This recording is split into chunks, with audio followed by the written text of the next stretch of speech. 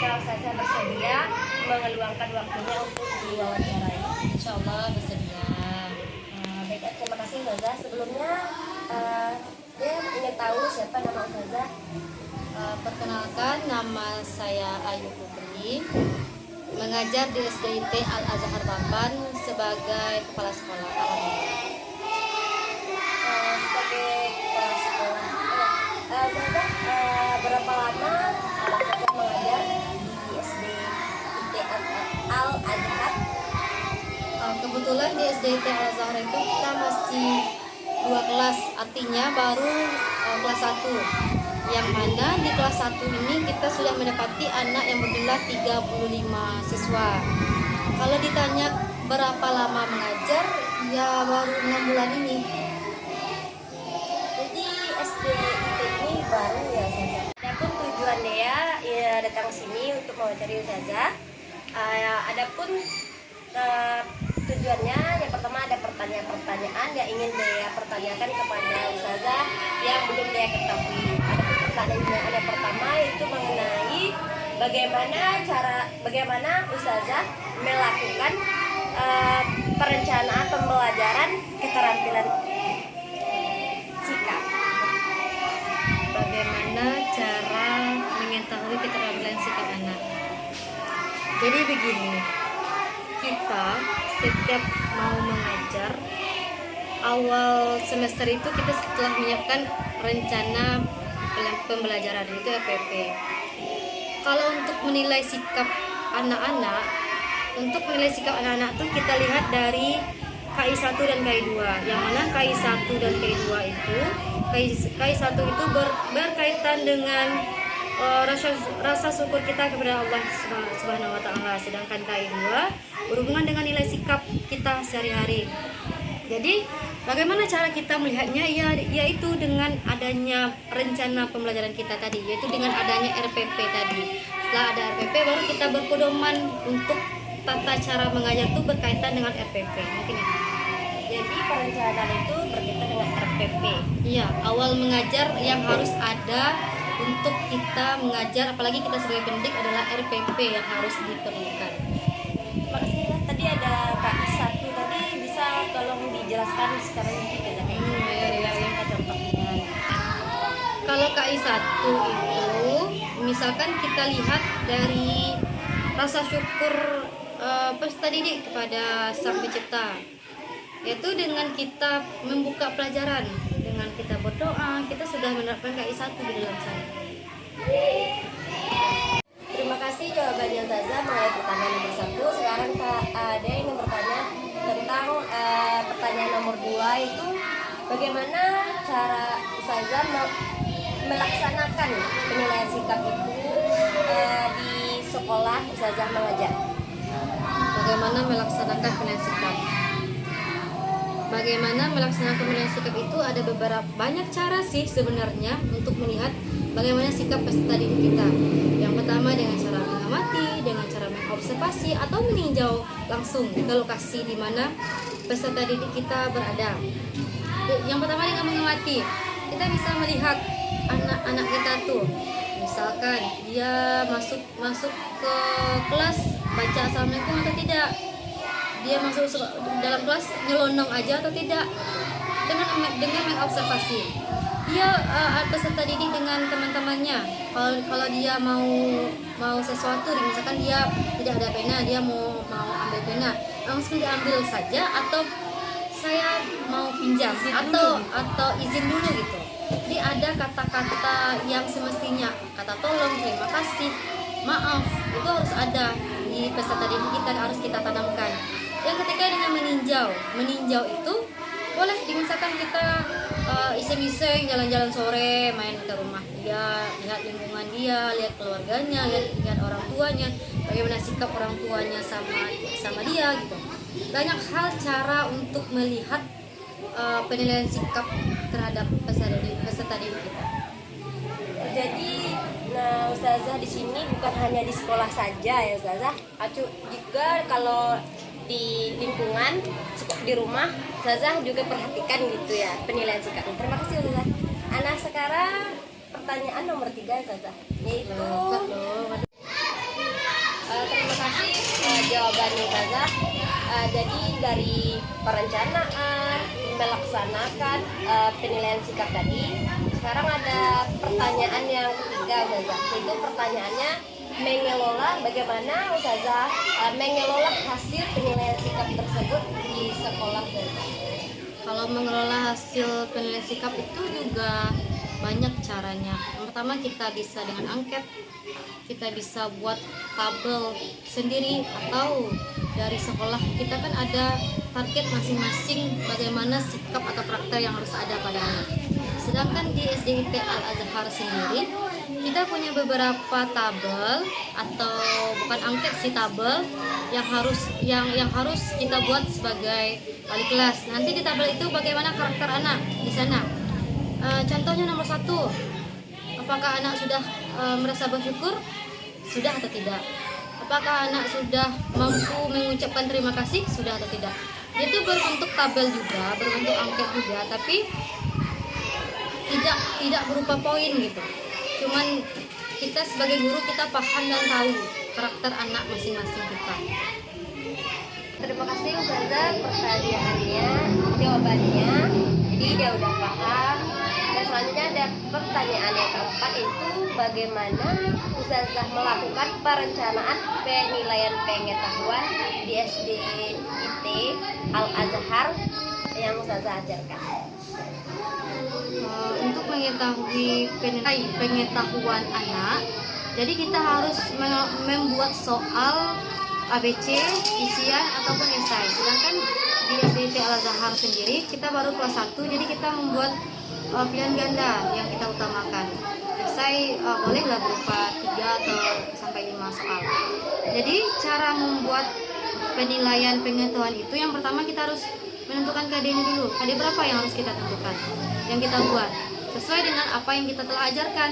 Setelah adanya KD, baru kita turunkan indikator. Kita lihat indikatornya, kita sesuaikan dengan pelajaran yang telah kita ajarkan. Setelah ada indikator, kita lihat lagi kisi-kisi kita. Setelah kita lihat kisi-kisi, baru kita bisa merumuskan berapa satu indikator ini berapa soal, satu indikator ini berapa soal. Jadi kalau kita membuat soal 30, kita bagi 30 itu bagi berapa per indikator. Jadi gitu cara kita mengetahui penilaian pengetahuan itu. Terima kasih Ustazah. Ini kita lanjut aja ya Ustazah. Mumpung nanti takut waktu Ustazah terbatasi. Sini kan Ustazah sebagai kepala sekolah juga di sini. Jadi kita lanjut aja pertanyaan yang kelima, itu bagaimana Ustazah melaksanakan penilaian pengetahuan tadi. Setelah perencanaan tadi, sekarang cara pelaksanaannya di SD. Kalau cara pelaksanaan nilai pengetahuan itu, setelah kita KD, indikator, kisi-kisi, kita bagi per butirnya berapa, soal per indikator itu berapa butir. Setelah kita buat soalnya, terus kita kalau di kelas 1, kita sebagai wali kelas yang membacakan soalnya. Jadi pelaksanaannya itu belum secara langsung kita kasih kepada anak. Walaupun anak-anak kelas 1 SDIT Al-Azhar sudah bisa membaca, tapi dia belum bisa menalar apa yang dibaca. Jadi kita sebagai guru di kelas rendah terutama, kita harus membacakan soalnya agar anak-anak tuh paham dengan apa yang dipertanyakan gitu. Jadi dari perencanaan, pelaksanaan, terus sekarang dia mau bertanya Ustazah, itu mengenai penilaian gitu, hasil penilaian pengetahuan tadi di SD ini. Nah, Ustazah cara menilainya gitu. Kalau cara menilainya, kalau di K13, kalau di KTSP dulu adanya UH, ulangan harian. Tapi kalau di K13 kita ada PH, penilaian harian, jadi bukunya. Kalau penilaian harian, kalau di SDIT kita lakukan per tema. Sehabis tema 1 PH, habis tema 2 PH, habis tema 3 PH, habis tema 4 PH. Nilai per PH itu nanti kita dapatkan ada 4 nilai. Setelah itu kalau misalkan di semester 1 ada nilai dari ujiannya, nanti kita gabungkan dengan dalam ada nilai PH, ada nilai ujian semester 1, ada nilai kehadiran, ada nilai sikap. Jadi kalau kita di SDIT Al Azhar, walaupun nilainya tinggi, kalau sikapnya kurang baik, nanti bisa kita turunkan, atau yang kita pertimbangkan dulu, atau yang dia juara 2 tapi dia bisa diangkat nilainya karena karakternya baik, bisa kita pertimbangkan untuk dapat juara 1. Itu nilai karakter itu sangat penting untuk anak peserta didik di SDIT Al Azhar Kota.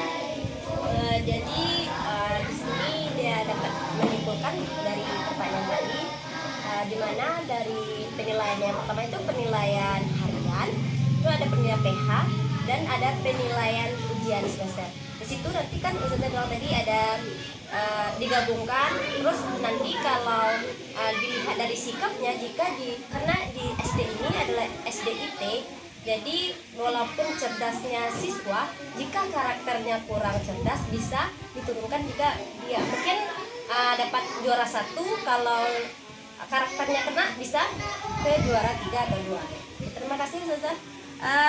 Sekarang ada pertanyaan yang ke-7 juga. Itu pertanyaannya bagaimana Ustazah melakukan perencanaan penilaian keterampilan di SDIT Al Azhar ini. Nah, selanjutnya tentang penilaian keterampilan. Kalau penilaian keterampilan itu berkaitan dengan hasil kinerja dari peserta didik kita. Hasil kinerja berupa apa? Saya sebagai wali kelas juga menjabat sebagai kepala sekolah. Jadi saya pernah belajar tentang bangun ruang. Kalau nggak salah di tema 2 atau tema 3, tema 2 atau tema 3, bangun ruang. Yang pertama saya ajarkan lagu bangun ruang. Setelah saya ajarkan lagu bangun ruang, jadi bangun ruang itu kan ada kubus, balok, tabung, bola dan juga kerucut. Itu bangun ruang. Jadi setelah saya ajarkan anak-anak tahu konsep bangun ruang itu apa, yang ada punya ruang, yang punya rongga, yang ada volumenya. Setelah anak itu paham lingkaran itu seperti apa, kubus itu seperti apa, kerucut itu seperti apa. Jadi saya bangun ruang itu saya bentuk seperti mobil. Rodanya saya jadikan lingkaran, yang di atasnya tuh saya jadikan kubus. Corongnya tuh kayak kereta api saya jadikan balok, misalkan gitu.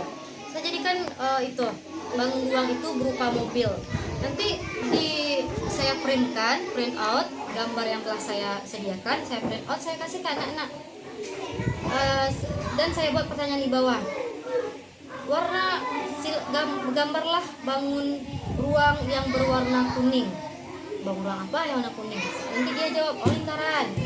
Gambarlah yang berwarna hijau. Hijau itu warna apa? Bentuk apa? Jadi anak itu paham. Sambil menggambar, sambil dia mengerjakan, dia paham. Oh, yang warna kuning ini, yang Ustazah suruh ini lingkaran ternyata. Oh, yang Ustazah suruh ini, yang warna hijau ini, oh balok ternyata. Oh, yang ini kubus, yang ini kerucut. Jadi anak-anak sudah paham. Jadi dengan kita sebagai guru tuh harus kreatif dan inovatif. Bagaimana cara kita menerapkan konsep itu supaya anak kita paham. Jadi Ustazah melakukan yang pertama, harus ditanamkan dulu konsepnya bagaimana kepada siswa. Setelah itu siswa nanti akan paham, dan setelah ditanamkan konsep diberikan contoh konkretnya biar lebih mudah dan lebih bisa diingat-ingat karena berkaitan dengan dunia nyatanya siswa. Terima kasih Ustazah. Pertanyaan nomor 8 yang Ustazah itu bagaimana Ustazah melakukan penilaian keterampilan tersebut. Melakukan penilaian keterampilan seperti yang saya sampaikan tadi, kita sebagai pendidik, apalagi pendidik yang canggih teknologi, kita harus kreatif, inovatif, dan solutif. Jadi kita harus memberikan solusi, kita memberikan kreasi, kita memberikan inovasi pada anak kita. Kita sebagai pendidik harus kreatif. Bagaimana cara kita membuat sesuatu itu lebih unik, membuat sesuatu itu memang benar-benar yang dibutuhkan oleh pendidik kita. Apalagi keterampilan yang saya katakan tadi, dari bentuk bangun ruang kita bisa jadikan mobil. Itu kan kreatif tuh. Nanti apalagi anak-anak menggambar, langsung dengan gerakannya, motoriknya, semua anak-anak, semua yang ada di anak bisa tersalurkan di kegiatan yang positif seperti itu. Jadi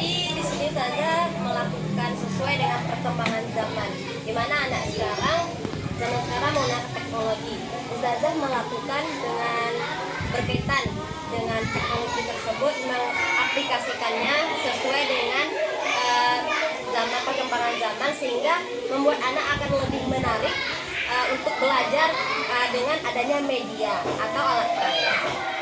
Nah, pertanyaan yang ke-9 saja, yaitu pertanyaannya bagaimana Ustazah itu mengelola hasil dari penilaian keterampilan tersebut. Mengelola hasil dari penilaian keterampilan itu di rapor KTSP dengan rapor rapor K13 itu sudah sangat berbeda. Di rapor K13 itu ada KI1, KI2, KI3 pengetahuan, nilai rapor, nilai dari hasil ujiannya, dan KI4 tentang keterampilan. Nah, yang dikerjakan oleh anak-anak kita, oleh peserta didik kita masukkan nilainya di bagian KI4. Di KI4 itu ada beberapa banyak poin sih sebenarnya di KI4 itu. Bagaimana kita sampaikan langsung deskripsi KI4 yang berkaitan dengan apa yang telah kita ajarkan itu. Nanti kita masukkan di dalam rapor juga. Pertanyaan yang terakhir ya Ustazah, yaitu bagaimana Ustazah melaksanakan jika ada siswa yang melakukan remedial dan pengayaannya di SD IT Al-Azhar ini. Kalau melakukan remedial sama pengayaan, itu dilakukan untuk anak-anak yang belum mencapai target. Contoh, kita melakukan PH 5 semester 2 contohnya. Sedangkan target kita sekian, anak-anak yang baru mencapai sekian. Bagaimana cara kita mengelola anak yang tidak capai target itu supaya bisa mampu seperti anak-anak yang bisa mencapai target? Dengan cara apa? Yang pertama, dengan kita mengulang pelajaran kita kembali apa yang belum diketahui anak. Yang kedua, dengan memberikan soal baru ke anak atau memberikan soal lama ke anak. Setidaknya anak sudah tahu apa yang ingin dijawabnya setelah kita memberikan pelajaran ulang tadi. Nah, itu dengan remedial yang telah saya sampaikan tadi. Yang pertama, kita ajarkan ulang kembali pelajaran itu. Yang kedua, kita berikan soal kembali. Kita lihat perkembangannya. Jika belum juga mencapai target, kita ulang. Kita lihat kesalahan kita di mana. Kita sebagai pendidik, kita harus mengkoreksi kesalahan kita sendiri. Kesalahan kita di mana. Yang kedua, pengayaan. Pengayaan itu bisa kita memberi dia tugas tidak individu lagi, boleh berkelompok, boleh kelompoknya 2, boleh kelompoknya 3. Yang penting kita menseling-seling anak yang mampu dengan anak yang tidak mampu, anak yang kurang mampu dengan anak yang mampu gitu. Jadi kita harus bisa menfilter bagian-bagian tersebut. Jadi dari remedial dan pengayaan ini, jadi seorang guru itu emang harus sabar ya Ustazah.